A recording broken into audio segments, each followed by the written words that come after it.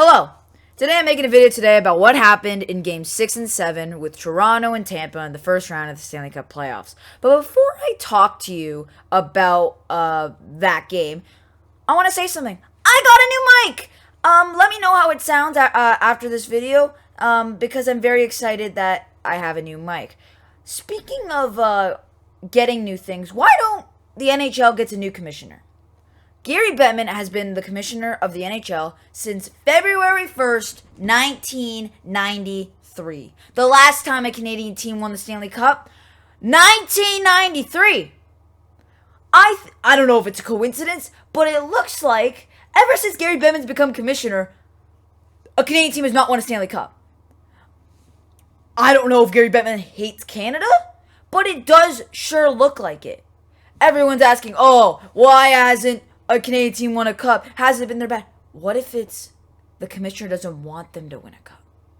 So, I have a little bit of a conspiracy theory that I made.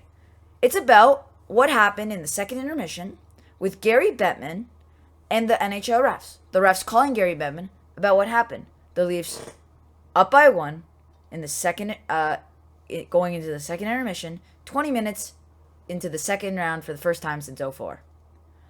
Well, what happens? Enjoy. Here's my conspiracy theory of what happened with the refs and Gary Bettman. Spezza passes it to Tavares, who scores to tie the game, and then Willie passes it to Tavares to make a 3-2 lead. 20 minutes left. The Leafs could go to the second round. Hello? Hi, boss. The Leafs are very close to advancing. What? What do we do? Remember 93? Yeah? Make it happen. Got it, boss. It's in the bag. Who was that, dear? Don't worry, honey. It's all in the bag. Kampf hits a Tampa defenseman's stick in the shoulder pad. The Tampa player grabs his face like he got cut. Gets called. A+ diving. Kerfoot, then his stick gets lifted into Hedman's face. Then he falls. Another penalty. 5-on-3 goal for Tampa.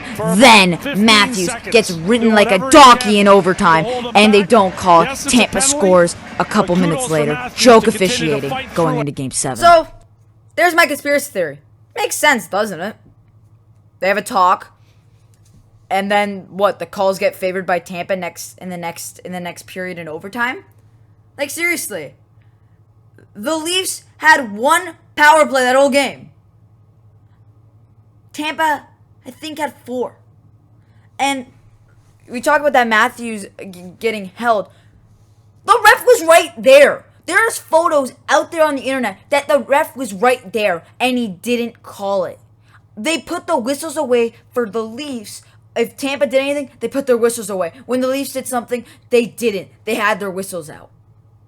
Doesn't that ridiculous as it sounds, and why that conspiracy theory makes sense? Because how does that change? How does the second period and the third period change? In the second period, the Leafs had a power play. It was a penalty. And then in the third period, they put their whistles away, except for the 2 high sticking calls. That, in my opinion, wouldn't have happened because Kampf's high sticking call hit the Tampa player in the shoulder pad. Also, another thing is you can review it. It shows in the Pittsburgh, New York game in Game 6. You can review high sticking calls. They did it, and they gave the Pittsburgh player a 4-minute penalty. They reviewed it, and they got the call right. But the Tampa referees did not. So now going into Game 7. Do or die in Toronto. Well, what happens? I'll show you. I'll show you what I saw. And the officiating gets worse somehow. So here are the clips. This was called interference. The Leafs score on this play. Should have been tied. They call this interference. Brutal call. If you're wondering why I'm showing you this clip, it's because Cam is getting held on the boards and can't go to defend Paul. This is affecting possession. If Kampf was there, this wouldn't have gone in. How is Tavares' goal called back and this one's not? You see the biases from this goal. No penalty here, totally no boarding or interference. Or tripping. Ref was there. And where's the interference call here? You're calling it against Toronto. There's two teams. This should have been interference as well. Come on. There you have it. I told you it would get worse. The Leafs get an interference call on the John Tavares goal. Doesn't count because of interference. But yeah, no, Bunting getting boarded from behind is not interference or boarded. Or Nylander getting tripped that would have given the Leafs a 5-on-3. The ref was right there.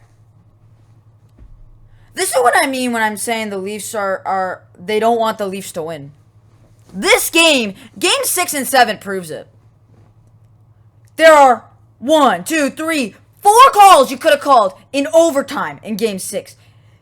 And in this game, if you let that goal count, if Tavares' goal counts, and then the Riley goal happens, 2-1, the momentum shifts. The momentum shifts. Even Morgan Riley said in his press conference after the game, he doesn't know what the rules are. An NHL player doesn't know the rules. How do the refs know the rules if an NHL player that's playing the game doesn't know the rules? This is what I mean. The Leafs had a great series. Everyone had a great series. The core 5 had a great series. And it had to end because of the referees. I gotta give Tampa credit. They're the defending champs. They played a good series. But you can't help and say that the penalties favor Tampa. They drew more. This whole series, I noticed that Tampa was falling a lot easier than Toronto and getting those calls that Toronto wasn't. It's disappointing. Fans are turning off the game because they think it's rigged. Because it is! It looks rigged to me. How can you not count a goal for interference? Then they do 20 or 10 more interference calls that are worse than that. This is ridiculous. And I know all the Leafs haters are gonna say that stop complaining, your team lost. Stop complaining about the refs weren't biased. All I learned in school was you had to show your work.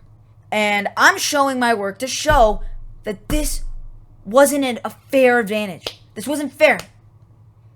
It wasn't. These clips showed that they favored one side in game 6 and 7. When the third period happened in game 6, that's when the calls shifted to Tampa's side. So, in conclusion, Leafs are out. I can't control it. The fans can't control it. But the NHL should look at it. This is an embarrassing performance. But there you go. So, go Leafs go. On to the offseason.